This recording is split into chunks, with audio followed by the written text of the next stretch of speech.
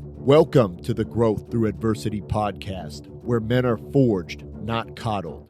Here we dive deep into the path of true transformation in pursuit of physical, mental, spiritual, and temporal growth. We talk training, nutrition, business, mindset, and spirituality. We embrace strength and we loathe ease.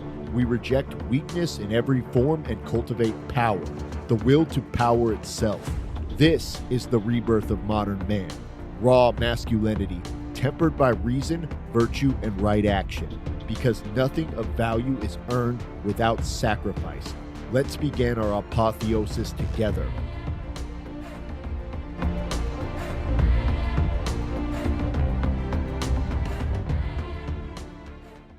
Welcome to another episode of the Growth Through Adversity podcast with your host, Ragnar the Werewolf. What is up, guys?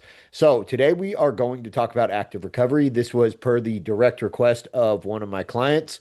And it's a great question. It really is, because people throw the word around a lot, but they don't actually know what it means or have any real context or insight into it. So I'm just going to break it down, make it as simple as humanly possible for you guys, and just kind of give you guys also an actual something you can implement, an actual protocol that you can implement. So the underlying mechanism for active recovery is super simple. The core rationale for active recovery is just increased blood flow without causing mechanical damage to the muscles or tendon or metabolic stress. So we want to basically be active and get some blood moving around our body, get some synovial fluid moving through our joints. But we don't want to do a ton of damage to our we don't want to do any damage to our muscles. In fact, with active recovery, the only real rule you need to be following is that if it's incredibly fatiguing or if you're getting sore the next day, you're doing too much. This little bit of active recovery, and there is mixed research and data on this, and we can kind of go into that a little bit. But what it basically does is it just helps your body recover a little bit faster. So I always tell people that humans were meant to be active. We were never meant to be sedentary, and being sedentary is one of the worst things that we can do for ourselves. So rest day doesn't mean sedentary. Rest day means we're not going to the gym and lifting heavy weights, and we're not doing high intensity cardio and creating a ton of metabolic stress in our body. But it doesn't mean that we can't do some active recovery, and it doesn't mean that we can't be active. So the benefits to active recovery. Now, some people will tell you that it decreases DOMS. I personally have DOMS is delayed onset muscle soreness. That's when you do a hard workout and then you're just sore as fuck. I personally have never actually experienced that, and there is very conflated mixed data on that. So we'll just leave that one out. That's going to be personal to you. Some people feel better and feel like it does decrease their soreness. Like I said, haven't noticed it, but these are the research-driven pillars that it definitely does affect. So number one, cardiovascular and metabolic health. This is probably the biggest one. Low intensity movement, even in relatively short daily doses, supports vascular function. So it helps your body move blood around the body. It helps your cardiovascular system get more efficient at moving blood around the body, at utilizing oxygen, at pulling oxygen into the blood, expelling byproducts out. Just getting the heart rate up. It makes the heart muscle stronger. It makes all of everything attached to it stronger. So over time, this is really going to be cumulative, and it's going to decrease your bad cholesterol. It's going to increase your good cholesterol. It's going to reduce your resting heart rate, so your heart doesn't have to work as hard. And honestly, it's going to add years to your life. The more active you are, probably the longer you're going to live. There's correlates between that, barring, you get eaten by a grizzly bear or some shit. Another big one is lymphatic and immune function. So the lymphatic system has no central pump. The cardiovascular system has the heart, which pumps stuff actively around it. The lymphatic system it's required to just drain basically by gravity, and by movement is really what does it. So it relies almost entirely on your skeletal muscles contraction to kind of circulate that lymph fluid throughout your body. This is going to have an awesome effect on just all kinds of different systems in your body. Probably the biggest one is going to be immune system function, which is very important to all of us, right? So then we've got joint and connective tissue health. Synovial fluid is like the oil that lubricates your joints, right? It is what is inside your joints that allows things to move smoothly and without too much friction or without too much issue. synovial fluid is relatively static when we're not active and we're not warm. The warmer you get and the more you move, the more your body kind of circulates synovial fluid through the joints. And it's basically essentially squeezed into and out of the joints with movement. So this is why like a lot of people will tell you, and I've had tons of clients tell me this, that like, man, I took like a week off and and my joints hurt worse than they did when I was, pushing myself and bench pressing heavy and squatting heavy, and all that shit. And they expected the opposite, that they would feel better from a week off, but you feel worse because you're not moving synovial fluid through your joints. Your joints aren't getting lubricated. Everything's dry. There's a ton of friction. You've probably already, we're not young, so we probably already got a ton of torn up structures in there that now don't have any fluid to help glide along each other. So now they're just cricking and grinding and popping on each other. So another big one is autonomic nervous regulation. So light aerobic movement triggers what's called the BDNF, or the brain-derived neurotrophic factor. This is a molecule that gets released, and it's got moderate amount of endorphins and other activity involved in it that's going to kind of help our central nervous system switch from what really gets it in trouble is that ends up in the parasympathetic modality when you're training a lot. So cortisol levels go up, and everything kind of gets, basically you end up in a stress state, right? Your body detects and reads that your training as just another form of stress. So your nervous system gets basically ousted into that active mode for a very long time when we're training. This is going to help us kind of switch to our other calming nervous system and kind of let things just deregulate and chill out. Now, regulating the nervous system is going to be very, very important for longevity. Those stress hormones, they're there to keep you alive, to help you survive intense situations, but having them constantly present in your body is not going to be super good for you. Another thing that ties into that is mental health and mood. Again, like just getting out there, moving around kind of lets your body relax, lets your nervous system relax, lets just everything kind of go from that like sympathetic dominance, or I'm sorry, parasympathetic dominance into more sympathetic dominant, where we're having all that, where we're bringing down our cortisol levels and we're bringing down all those stress hormones, our heart rate variability. We're just really getting ourselves out of that fight or flight mode that's going to cause problems long term. Postural and structural functions. So especially if you're desk bound, your posture starts to break down, right? Your body starts to adapt to, basically what you put it through every single day. And if you're constantly hunched over a computer like I am, your posture is going to pay for it. So getting out there, moving, being active, stretching, opening up those muscles a little bit is going to help you maintain your posture over time.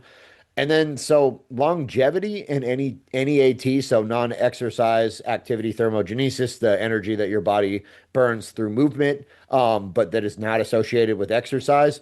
There's strong link between total daily movement volume, like just how much you move, not necessarily structured training, but just how active you are and how much you move, and all causes of mortality. So, like I said earlier, they just correlate. The more active you are, the longer you live.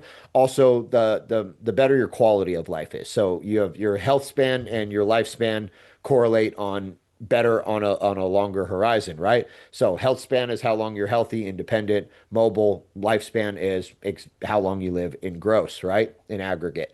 So we want both of those things to correlate, because there's no point in living to 90 or 100 years old if from 60 or 70 you're bedridden or in a wheelchair and obese and on a bucket full of medication and in constant pain and having to go see doctors 3 times a week. Like, I would rather have a life that ended at 70 years, but I was vital up until the end, than, and drag it out for another 30 years of misery. So you want your health span and your lifespan to correlate. And then obviously the longer that they can then correlate together, then you'll live a longer life with higher quality. And then behavioral. So this might be the most important part. I don't know. All those are pretty important, but this is not necessarily physiological. This is more psychological. I've noticed that clients who structure something into their rest days. It doesn't have to be anything extensive, but they still focus on their steps. They still focus on being active, on doing yard work, on, getting enough water, getting enough protein. They're making sure that their rest days aren't truly rest days, have are less likely to fall off because they're creating this tapestry, this whole new identity that revolves around being active, doing active things, taking care of yourself, eating cleaner, you know what I mean, moving more. And if you can really integrate that into your life on like a deeper level, you're going to have a higher success rate than people that just look at it as like, I have to go to the gym 3 days a week and then the rest of the time I'm off to do whatever I want. Eventually you're going to start hating the gym. And once you start hating the gym, it's only a matter of time before you find an excuse why you shouldn't go. So again, this is kind of like that. We've talked about this in other things we've done here where it's like falling in love with the journey. So if you can just kind of fall in love with being more active and just learn to enjoy the process and learn to like enjoy trying to take care of yourself, trying to eat clean. Doesn't have to be perfect, you know what I mean? But just you're constantly putting in an effort to do a little bit better than you would have normally done without it, then you're going to have more long-term success because you're falling in love with the journey, the process, which is always going to get you further than being obsessed with the destination. Um, so now, like, what is active recovery? That's the next question. So those are all the really cool benefits from it. So what the fuck is active recovery? Like I said, it's literally like, again, the core rationale is just we're going to increase blood flow without causing metabolic damage or I'm sorry, causing metabolic stress or mechanical damage. So we're trying not to damage muscles, tendons like we do in weight training, and we're trying not to cause a ton of metabolic stress, not to crank up our cortisol. So the idea here is that we want low intensity, right? So we want low intensity and we want to stay away from resistance training. So we're not lifting any weights is what we're not doing, and we're not doing any high intensity cardio. Other than that, it's pretty open.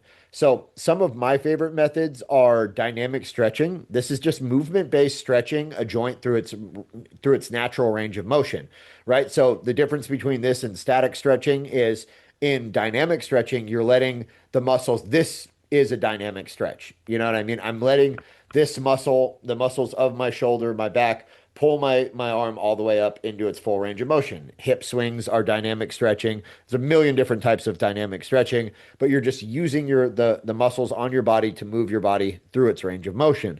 Which is a million ways to do it again. Leg swings, walking lunges, arm circles, hip openers, inchworms are these are all very formal ones, but really it's just moving your body through its range of motion with natural movement. Now, this shouldn't be like a 2 hour ordeal. This should be like a 5 or 10 minute thing that you do on these rest days. This is also a really good warm up anytime before you work out is 5 minutes of dynamic stretching. So basic movement, this is again just kind of a catch-all for everything else. Foam rolling, mobility flows, low intensity yoga, or just like unstructured movement, like a hike or a walk or yard work, or you know what I mean, helping somebody move or anything where you're, exerting yourself and being active and moving and accumulating some steps and some movement without doing a ton of damage to your body or a ton of damage to your metabolism. Again, the benefit here is joint lubrication via synovial fluid circulation. You're getting fascial glide, so you're moving the fascia over the muscles. Again, reducing friction, reducing all those little spots where things are sticking together and kind of helping yourself, feel more loose. You know what I mean? Um, and then really like just low grade, and it also gives you some low grade proprioceptive feedback. So that's kind of your body understanding its space, its relation through little receptors on your body and kind of how it makes contact with things and helps you move through the world and have depth perception and just be able to move kind of instinctively. The more active you are, the better those things become. The less active you are, the more those neurological pathways decay, and the more stumbly and bumbly and kind of like what we think of when people age, the more likely you are to fall and hurt yourself and all the other bad stuff that'll happen. So keeping those sharp is important. So putting it into a protocol, what does an actual protocol look like? If you wanted to like really structure this, it doesn't, and you don't need a protocol. You can just like get up and say, "Hey, I'm going to be active today." But if you wanted a protocol, because Zach did ask for a specific protocol, so reasonable day off sequence would be like 5 to 10 minutes of dynamic stretches as a generalized warm up. And then 20 to 30 minutes of light cardio. Think of something like rucking, hiking, walking, very light, light biking, something where the intensity is low enough that you could carry on a conversation, but you are moving. You maybe your core temperature is getting up, you're sweating a little bit, something along those lines. And then like 10 to 15 minutes of just basic movement and mobility work targeting what's tight. So this could be static stretching. Again, this could be like some kind of yoga flow, kind of whatever you like to do to work on the parts of your body that are sore, tight, and giving you some problems. Total time budget would be around 30, 35 to 55 minutes. And again, intensity is going to be capped low throughout.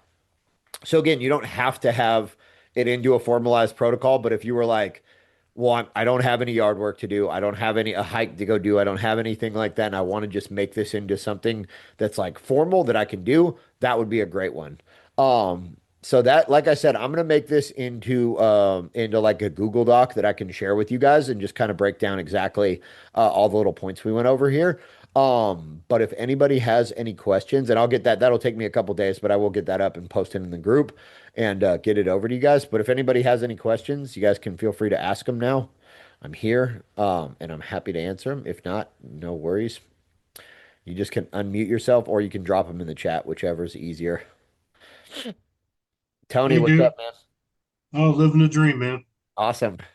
Hey, so we're talking about recovery. Yep. What what kind of tricks or anything like that does anybody have for getting some good deep sleep, man? I got this phone here, this watch, right, and it keeps track of all this stuff. And I, Yep. truth you honestly, I think I sleep better without it, but I'm trying to track, right? Yep. And so there's some deep sleep that I'm not getting to, and I go to sleep quick and stuff. With that deep sleep, how important is that, man? Is that my recovery not It going to? is. It is the most important. So REM sleep and deep sleep are the two parts of your sleep that matter the most. It's all Right, right. important. Your lighter sleeping is kind of where your body's processing, thoughts into memories and, clearing out the scape of your brain so you don't go insane. That's like where REM sleep is where dreaming occurs. That's where it's the kind of deeper layers of processing. So very important for like psychological health.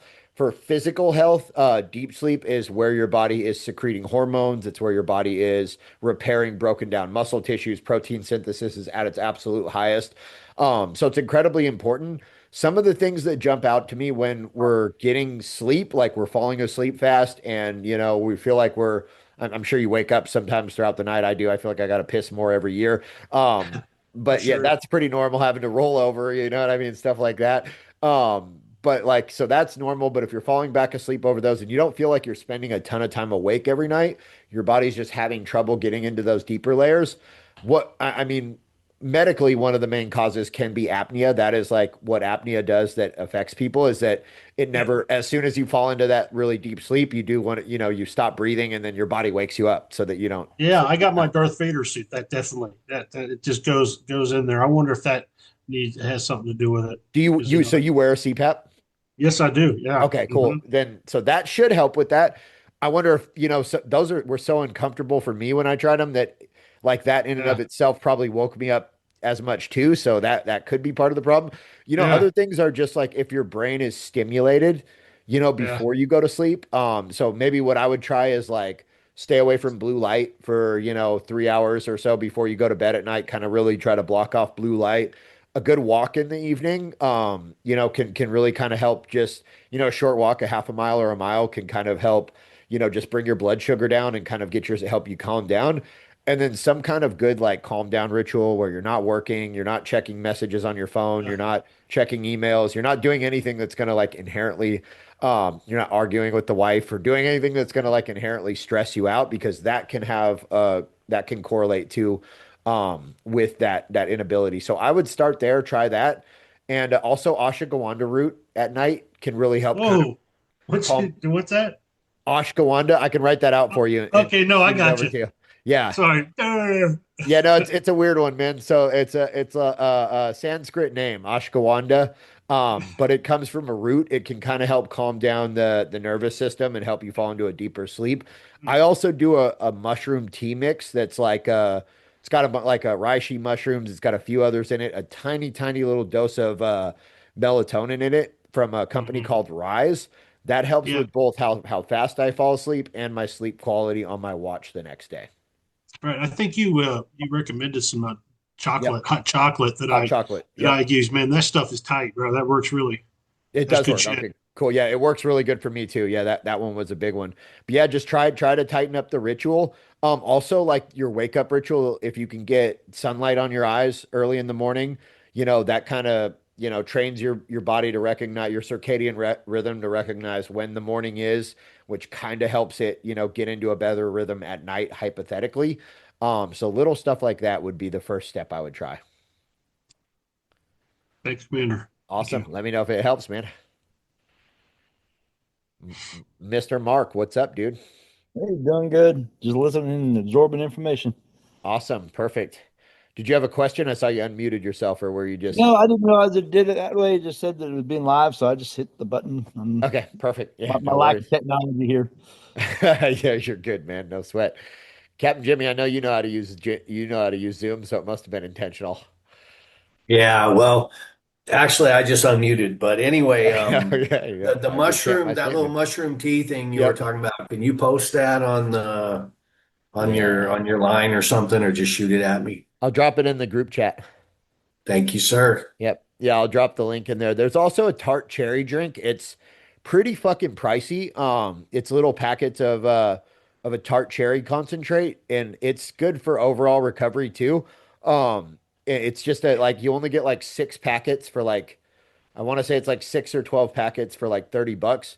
So if you were gonna like commit to it long term, it would definitely be it's a little bit more pricey than the cocoa is. But I did like that. What I use that one for is I keep it, and on nights that I know I need really good sleep, like I've got a ton on the calendar tomorrow or something. Or I'm like frazzled at night and I'm like, fuck, I'm not gonna be able to fall asleep. I'll do both. I'll do the cocoa and the little tart mushroom or the little tart cherry thing. I'll drop them both in there. Yeah, I'm thinking about Vicky on that. I sleep pretty good. Yeah, you're out. Number two in the world at the International Sleep Offs. Yeah, yeah, you are. And you sleep right through the apnea. It doesn't even slow you down. I do. I do. Yep. I don't know how, but I do. I don't know. It's weird, man. All right, guys. Any other questions? No. All right. Have a fantastic day, man. I'll see you guys next week. We're going to talk about back pain. Back pain. That'll be a good one. So I had a good question about back pain, building up the core and some of the muscles you can work on to reduce back pain. Cool. Awesome. All right. You guys have a I'm good in rest of your Lubbock night. heading to the gym right now. You are? I am heading to the gym. Damn. What time is it there? Late?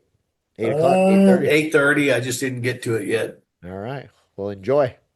I will do that. Looking forward to it. Y'all All have right. fun tonight. Yep. Later, guys. Bye.